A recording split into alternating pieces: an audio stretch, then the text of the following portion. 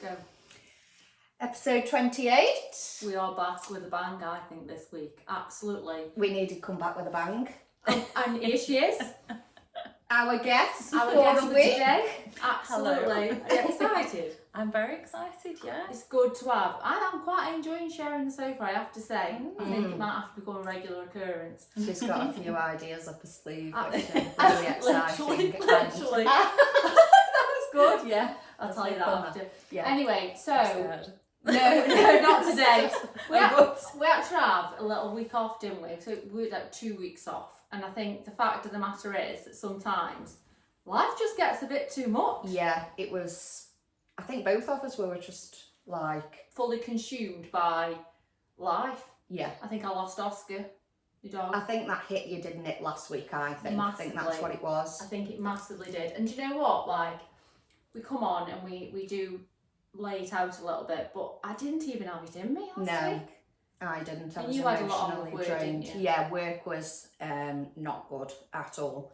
But I've been offered a position. There we go. So, yeah, can be a lead manager. That's it, worldwide now. Absolutely. Worldwide. Worldwide, absolutely like that. Worldwide, I'm here for that. So anyway, we're back and feeling refreshed. Actually, I think I'm back. Am I back on top form? Most probably not. No. But I'm back. And we did go out last night, and I had over 59 Prosecco's.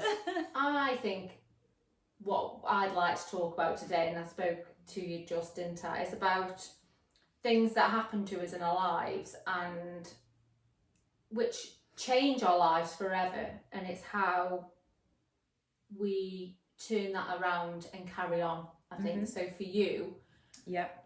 10 years ago, nearly. Yeah. So 10 years ago, I was in a relationship with someone, and I talk about this because it was such a huge part of my life. Yeah. So I was in a relationship with someone, and we were together. I think I was 16 when we got together, and he was 3 years older, and we were together for 10 years. Oh, well. And we just bought a house together, and we've kind of grown together. And we were just so young when we met, and all of that was taken away from me within a blink of an eye. 1 minute he was there, and then the next he was gone. And I was still, I was 26 when he passed away, and it was like a really tragic accident. Like, you couldn't even make it up. It was like something, from a movie. And yeah, it just totally turned my life around. Literally turned it round. Yeah. And at that point, I suppose, if now you look back, do you even know how you've got to this point sometimes? So I was 26 at the time when it happened, and I can remember, like I said, we just bought a house together, and that was my life. We bought a house. Yeah. We were just going to You were grow right, old together, and you don't expect your partner to die, especially at such a young age. And I mean, when it happened, don't get me wrong, I completely broke down, and I had to move back in with my mum, and I had to restart all over again. Yeah. I couldn't go into work, and I couldn't even go back into the house. So I moved back in with my mum.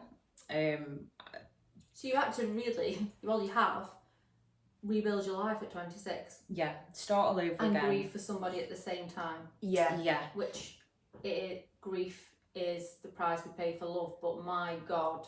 Yeah, now I've learned, through grief, which is one of the hardest things to ever overcome and to deal with, comes strength and growth.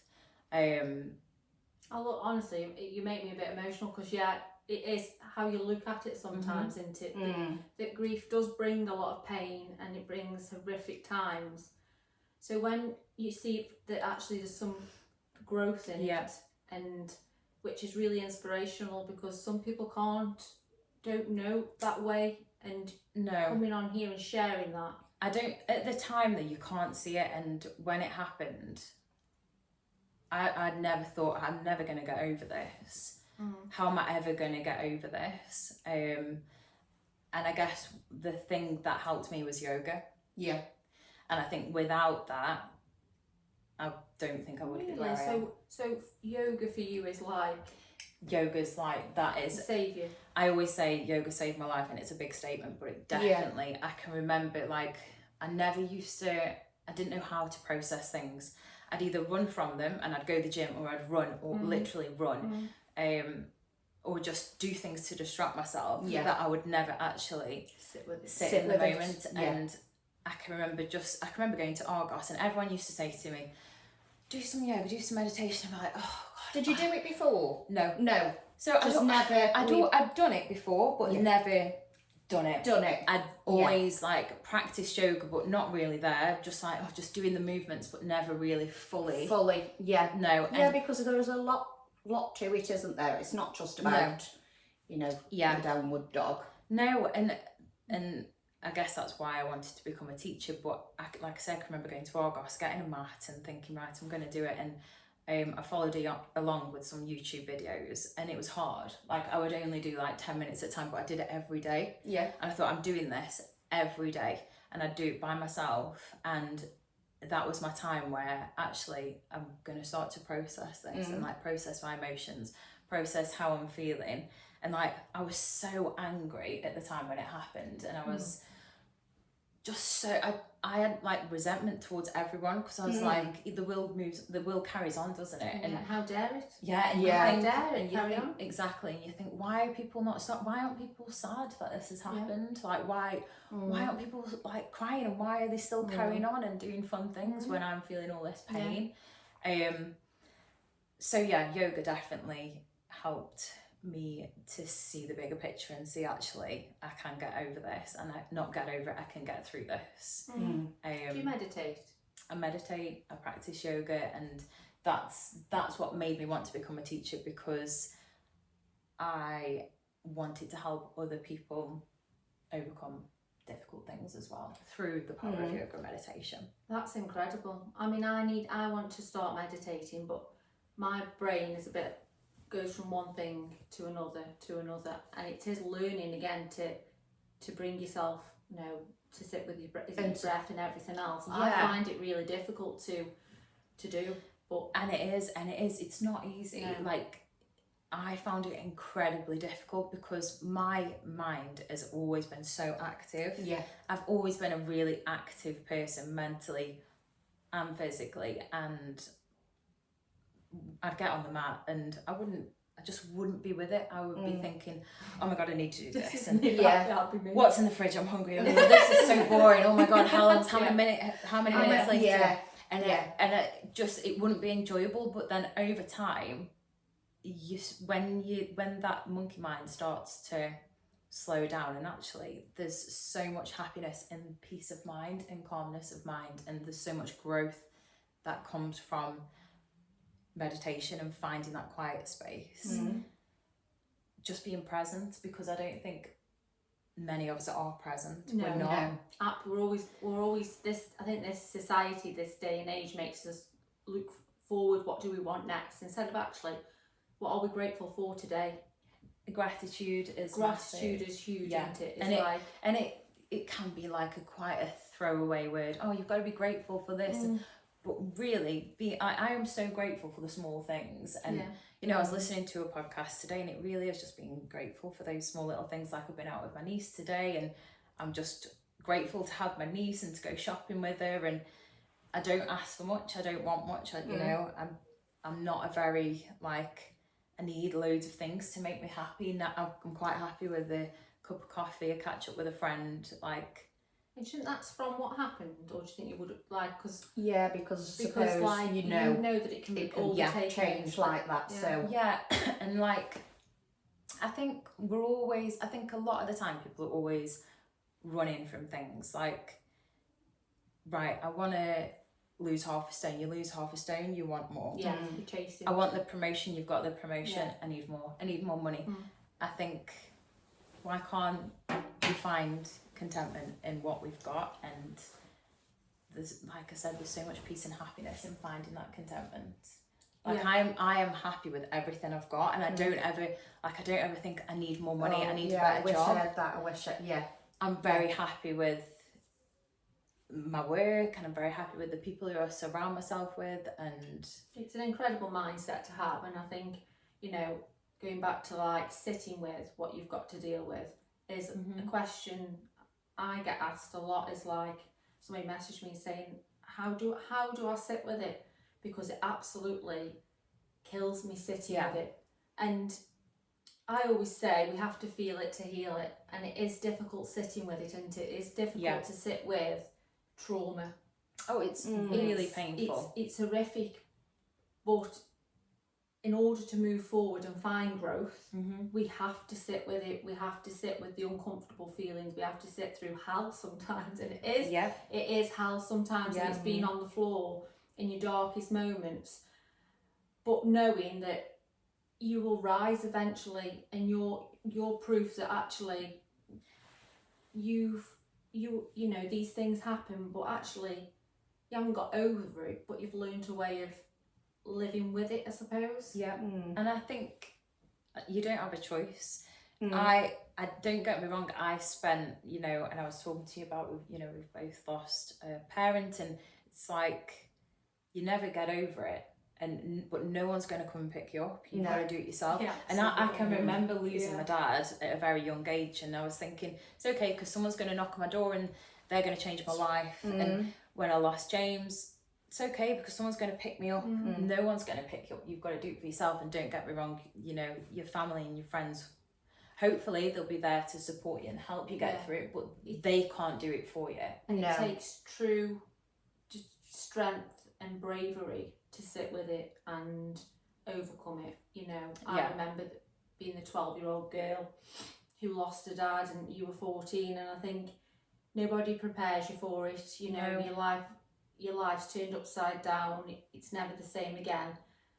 And as you get older, we were saying things happen in your life, and you know, when they should be there and they're not there, you know, is really difficult. And it never really, so for me, my dad's death really, the trauma of it really impacted my life for such a long time. But actually I had to have a turning point where I didn't want the trauma to define who I was anymore. And actually I needed to take control back. And actually say, right, okay, again, it's the mindset, is he's gone. I can't change that, but what I can do is grieve, and the hardest part was allowing myself to grieve, to be that 12-year-old vulnerable girl again, and sit with them feelings, which, you know, are difficult. But actually once I grieved and I felt it, it was almost like this massive lift of like, okay, it's okay to grieve, it's okay to be sad, it's okay to just not be okay. But again, it's that mindset and that mentality of like... And I think we're all so blindsided to what it actually feels like to lose someone until you lose someone. Like, I never thought my dad was going to die, you know, and I never thought, you know, I've lost my auntie and James, and it's like you never think those people close to you are going to die, and then when they do, you don't have a manual that says, right, this is how you're going to get over this. And it is a really scary process. And I can remember I'd moved back in with my mum, and I didn't want to go back into the house. I just couldn't face it because everything was left as it was. There was a Christmas tree up that I brought, and his shoes were on the side, and the book that he was reading, and his glasses, and his lunchbox that he was taking to work. It was it was like time had stood still. And I was living at my mum's, and I was kind of like, I'd got really comfortable living there. And I can remember I came back from work one day, and she'd packed all my stuff in a case, and I absolutely adore my mum. My mum has been there through, you know, all of my hard times. And she's like, you're going back into your house tonight, you're going to stay there tonight. And I was just like, I couldn't believe that she was like kicking me out. And I was like, I'm not, Mum, I'm not going back there, I can't. She says, you are, Hannah, that's your home, and you're ready to go back in there. And it was tough love. I was just going to say, I think a bit of tough love, and Mum's, deep down, as hard as that was, she just knew that's what you needed. Mums do know that. She knows. Anybody, they just know, actually, you know what, she needs to go back now, and I bet you're thankful for that now. I'm so thankful, because I would that would have just never happened. No. And I can remember my mum said, I'm going to come and stay with you. It's going to be fine. I was like, no, if I'm going by myself. I'm still a stubborn person. I was like, no, I'll stay there by myself and it'll be fine. And I woke up the next day and I'd had the best night's sleep in the house, and I thought I'd be awake all night just, oh my God, I can't be here. But I was actually at peace when I was there, and that was the turning point as well. Was that a turning point for you? Yeah, because, you have to, life moves on, and as hard as it is to move on, without those people in your life, you have no choice. And, some people turn to drugs and some people turn to alcohol, and I can completely understand why that happens. Absolutely. Yeah, absolutely. Because when when things in your life get that difficult, it's easy to numb the pain, with stuff like that. Yeah. But mine was yoga, thankfully, and fitness as well. So we always talk about, I like to talk about, and Laura, is self-care as well, in how important it is to just look after yourself and show up for yourself. So for you, yoga and meditation, it's about every day, even in your hardest times, is having things that you can turn to, something that is for you and you only, even if because people are busy with parenting and everything else, but we sometimes just need something for ourselves, just to be able to say, right, I need to reset. Self-care is so important, so important. Did you do journaling or writing? I did loads of journaling, and I really struggled with sleep as well. On and off for years, I've struggled with insomnia and sleep problems, and I did a lot of writing things down. Some of the pages I've wrote, I've still got them. I'll probably keep them forever. Just the hilarious. I used to write on a scale of 1 to 10 how good the day had been, and some of them just be 1 shit day.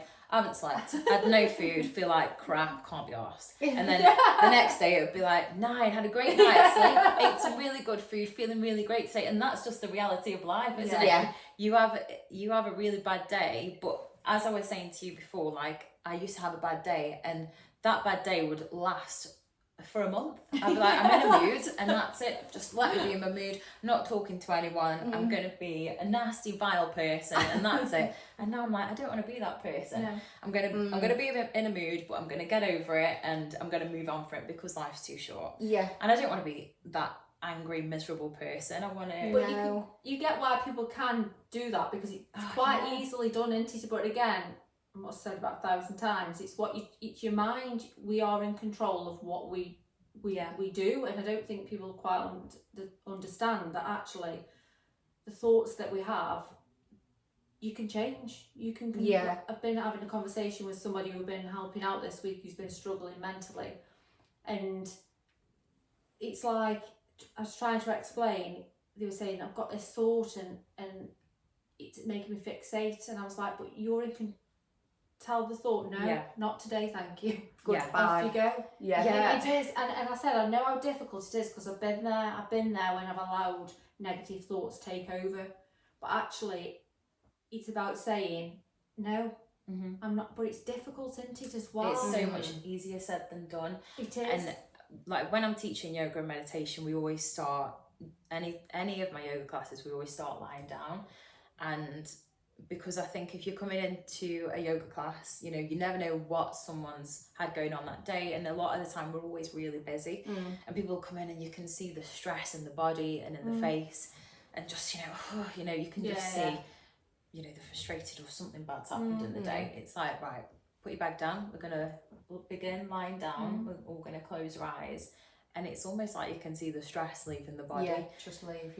As soon as I start to talk, and it's like, right, let's start with the thoughts. What are we actually thinking about? A lot of the time, it doesn't make sense. Most of my thoughts don't make sense. Absolutely. I've got I know that my mind feels a bit chaotic and a bit crazy, but I don't really know what it is that I'm thinking. I've got 1,000 Google tabs open. That's it. All the time. That's it. But you stress, and it's like, I don't really know why. I know I've got a lot going on and I'm stressed, but you don't want to live in a stressed out environment. And 99% of the time, when I've taught a yoga class and people have come in and they're stressed and they're upset, they will leave a totally different person. They will leave calmer. But and you've happier. got quite a calming aura about you. Your voice is quite calming. Yeah. I think I might need you, Mal. I'll be coming you. You know. You'll be on speed dial like everybody else who's come on. speed dial, keeping me up. Nick's had to give me a little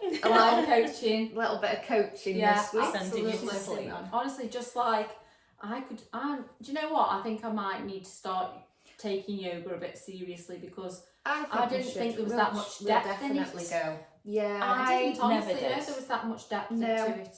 I never did, and everybody teaches so differently, but the way that I teach is we all have busy lives and we're all so busy. Let's focus on slowing down and let's become present, because how often are we actually present in that moment? And we get so caught up in other things, and also like stress in the mind is stress in the body, and it will show up one way or another, whether that's, you know, backache, a headache, sleepless nights, you know, what you're eating, digestive issues. It all shows up one way or another.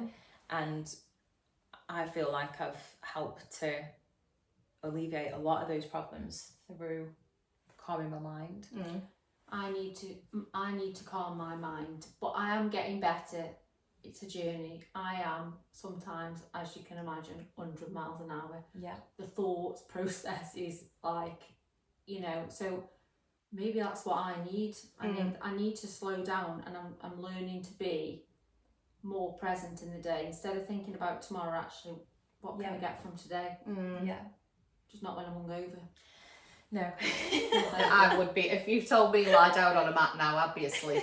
No, but do you know what? I think we should definitely try it. Yeah. I'm Because up I for think I do Pilates, but I just do it at home. So I like the sort of movements type thing. But I've done it, but I've not done it. No, that's it. Because when people say yoga, they think of the physical aspect of yoga. Yeah.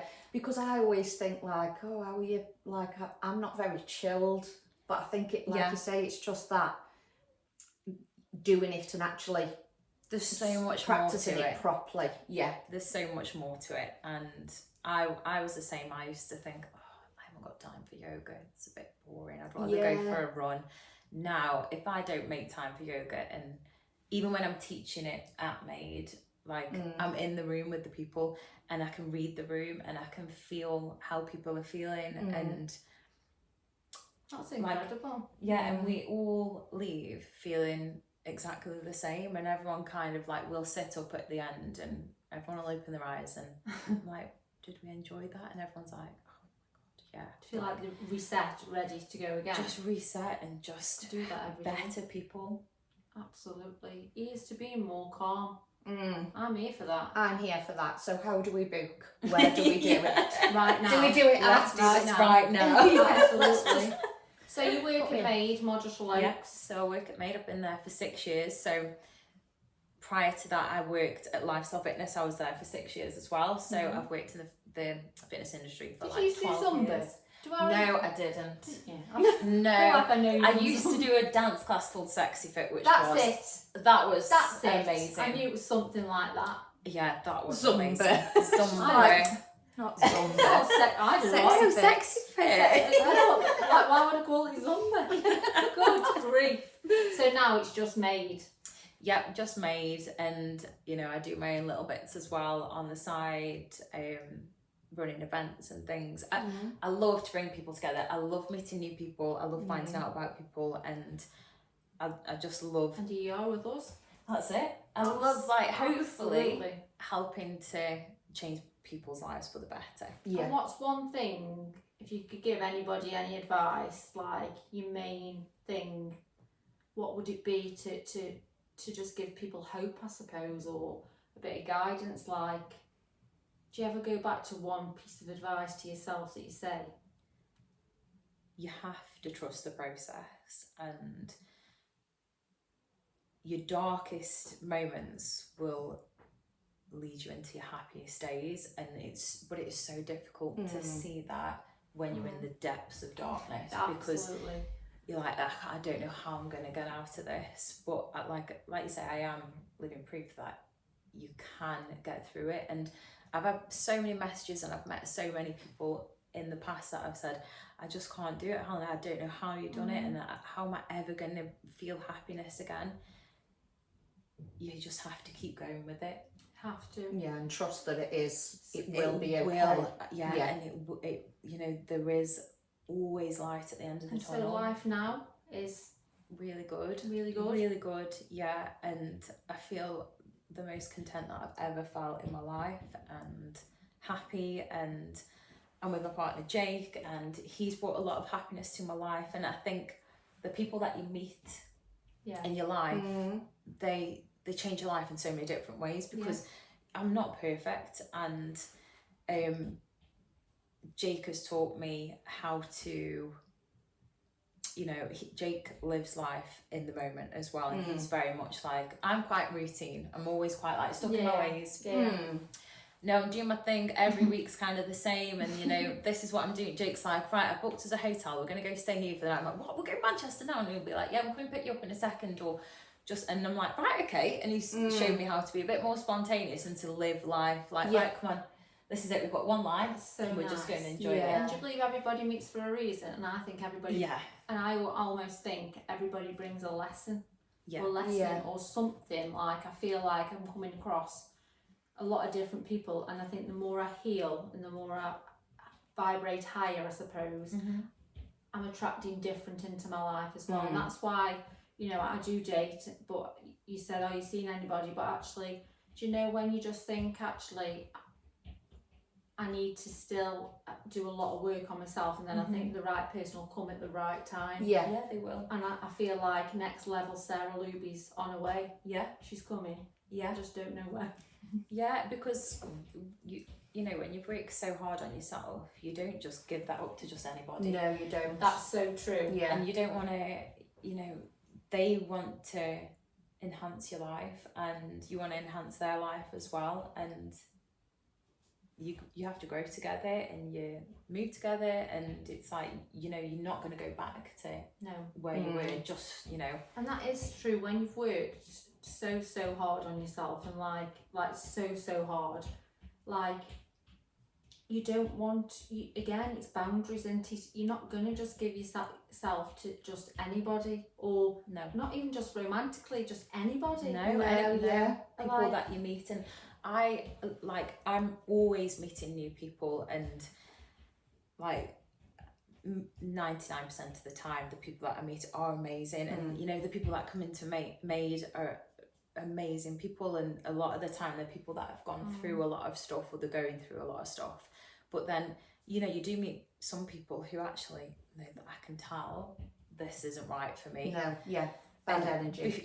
But before, I would want to be friends with everybody, and I wanted everybody to like me, and you know, I would you know, jeopardize my own happiness just so they liked me, and just so they were friends with me. But now I'm like, do you know what, actually, I think when you get that bad energy from someone, you just need to walk away, and that's okay, isn't it? I used to be very sort of people pleaser, kind of, I best be, you know, I'm not going to be not very nice to them or anything like that. But it is about just stepping away from and not giving the energy to it, I think. Yeah, and also like speaking your mind and speaking the truth as well. I would go along with things. If you told me you liked to dress and I thought it was horrible, I'd be like, oh yeah, that's a really nice dress. But people please. Yeah, I would just say things just for the sake of it, so that I fitted in. And I did really struggle to fit in. But now I'm like, if I don't fit in, that's fine. If I don't fit into your life, you're right not for me. Absolutely. I'm like, I am Sarah Luby, and if you really don't like that, then that's fine. And it's about, again, that comes with time. So I used to be a people pleaser, and that's just growing up trying to fit in, isn't it? And that, you notice it a lot with the younger generation now, you know, wanting to just fit in with, you know, the style, everything else. They want to look a certain way, and now I'm still learning not to be a people pleaser. I'm still like, sometimes I will find myself just like going along with things, and I have to rein myself back and think, just be honest, Sarah. If they don't like you for what you say, then no thank you. I think it is, I'm still a little bit, but like when I used to date someone and I didn't really want to, I knew that I didn't want to. I'm stuck And with them now. Yeah, and it's a bit like, now I've met someone else. I'm She'd like, be like, why? what can Yeah. I'll just go along with it, Sarah, shall I? I'll just go along with it, go with the flow. Yeah. Whereas, or if somebody says, who I haven't seen for ages, oh, shall we catch up for a coffee? I'm like, yeah. And I think if I wanted to, You would have done it. we would have done it. So now I do say, actually, no, I don't want to do it, so I'm not going to do it. I will still make up an excuse. Yeah. I won't say, no, I don't want to. It's hard though, isn't it? Because I think, you don't want to hurt people's feelings either, and that, because I'm like just a nice person, so you just like, and nobody likes rejection as well, like, but you know what we say on here, rejection is redirection. it is redirection to the where we're meant to be. Yeah. So I've recently stopped dating somebody and we got on really well, and I don't see it as anything but actually we enjoyed what we had. Wasn't right. You've redirected me into... You've redirected into the arms of Prince Charming. Yeah. Absolutely. And you've probably learned some valuable lessons from Absolutely valuable lessons. And again, dating is a journey. Yeah. Good grief. When Bryn died, I didn't know what it was like to... God, I hadn't been in a relationship for 10 years. You know, I was 16 when we met and he was my only boyfriend and that was it. And then I was like, oh my God, I've got to go on a date, and people go on dates, and how am I supposed to meet people? Oh my God. And yeah, it's just like, I've been on some absolutely tragic dates, but they all teach you something, don't they? And it's like, even when I met Jake, Jake messaged me through Instagram, social media, I can remember just rejecting him. I was like, no, I'm not ready. Not ready to go on a date. And like, okay. Then the next day I'd be like, please just let me take you out. And I'd be like, nah, I'm sorry, like, it's not you, it's me. I'm just not ready. I was just like living my best single life. I just wanted to be by myself, do my own thing. And then I finally gave into him. I was like, okay, we'll go on a date. And after we'd been on the date, I was like, no, I just see you as a friend. Because I didn't know what I was supposed to feel. I know. I was like, oh my God. And we went for a walk around Trentham Gardens, and he kissed me after the date, and I was on the car park, and I felt like a 12-year-old girl, and I was just like, oh my God, he just stuck his tongue down my throat. I was just like, what is going on? I was like, yeah, I just see you as a friend. And he was like, yeah, me too. He didn't. He was obsessed with me. He was obsessed. And then he was like, yeah, me too. And then that was it. And I can remember saying to my mum, no, I'm just not ready, Mum. But that was you protecting yourself. That was me. Yeah. Just my walls were up, and I was so comfortable and just like, I'm not, this is it now. I can't How make do you time. let somebody in after go? That's the hardest part as well, I suppose, is for you as well. It's like, how do you let them guards down? Because like you again would perhaps try and protect yourself a little bit then. Yeah, because also it was trust. Like me and James had complete trust for one another, and I had never experienced cheating or jealousy. There was no jealousy in our relationship, and then all of a sudden it's like, oh my God, they're following other girls on Instagram, and are they talking to other girls, and oh my God, they're going out, and what if, because I just never had that before, and it's so difficult. And I think dating can be really cutthroat. And it is cutthroat, and I think a lot of that comes down to, again, is your self-worth and your self-love, about actually, you could be following all these girls and everything else, but actually what you bring is the world and more. And if they don't like that, no thank you. But that comes with time. That's been a lot for me to learn. Self-love, self-worth, knowing what you bring to the table. There's a lot of work to be done, and I do a lot of work on it. I must just, do you know what? I do a lot of work on myself, but it does pay off. It does pay off. It absolutely does pay off. And I think I'm here for it. So dating is cutthroat. Yeah, and like I have met a lot of single women, and I don't envy it. Even my mum now, like my mum is single, and she's been on some goddamn funny dates, and she went out with a man who had a crow, and that was weird. Did he bring the crow? No, she went. imagine sitting there, she's got a crow on his shoulder. Do you know what? It's just like, even like my mum's nearly 70. Yeah. And, you know, she will put herself out there. Amazing. That's amazing. Good on it. And she's an absolute Wonder Woman. And, but she's so, you know, it's not right for me. And I'm telling him, it's not right for me. I don't want to see him again. And that's it. She won't waste time on it. Well, yeah, why would she settle? When it's not right? Yeah. Absolutely. Even though, you know, she's, you know, nearly 70, it's like, no, I want someone who's going to make my life better. And I'm like, good for you, Mum. That's incredible. But she's so happy with herself. Yeah. She's so happy by herself and her own little routine, and she loves doing things by herself. She doesn't need anybody else. No, she just wants that company. Just the companionship. Yeah, definitely. But I find that's difficult. Yeah, it's really difficult. Yeah, really difficult. But I think that goes with the finding a home within yourself before you let somebody else in, because then when they leave, it's okay because you've got yourself to fall back on. Yeah. So I think it is important to build that home within yourself first. Yeah. We always talk about that, don't we? That build a home. My home's still not fully built yet. No, is it ever? Is it ever? Yeah, it's really not. I think we're always work in progress. We're always learning and we're always growing. And I am, and we're always making mistakes. And it's how we bounce back. Yeah. What is it? The comeback's better than the setback. Yeah. That's the one. Something like that. But you know what? I have to say, like, we have a lot of banter on these podcasts, but there's also a lot of depth to it. And today is an incredible podcast, and you're such an inspiration. To what I will take from this is that actually I need to be more present. I need to be even more grateful, because everything can be taken away from you in an instant. And that's it. And I think the biggest thing I've learned from grief and heartbreak is being present and finding contentment with what you've got, and just gratitude. You know, and I am so grateful. Like, even being here, I'm just so grateful and so happy to be here, and I'm not thinking, oh, what am I doing next, or oh God, how long have we got? It's just, no, let's just be here in this moment and enjoy this time. You are amazing. What an absolute woman. You are. Honestly. And your hair's fab. Absolutely. So is yours. Yeah, absolutely. So yes, here's to Saturday evening. Sarah's dating tonight, aren't you? Dating tonight, going exciting times. Yeah. I've got the boys. I've asked them if they would like to go out somewhere. No, we're going to play football in the field.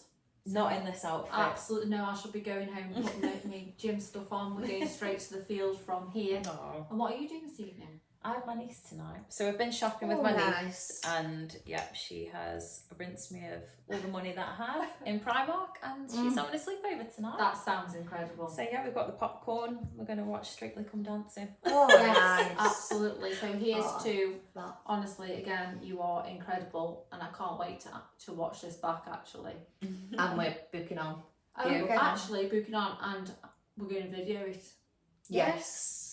Do you record your sessions sometimes? No, but I should. Really? I think so. I've been wanting to do that for years, but you're just like, no, I'm quite happy with what I'm doing, Yeah, but I need to, I really do need to. Yeah. Anyway, we'll leave it at that. Bye. Bye.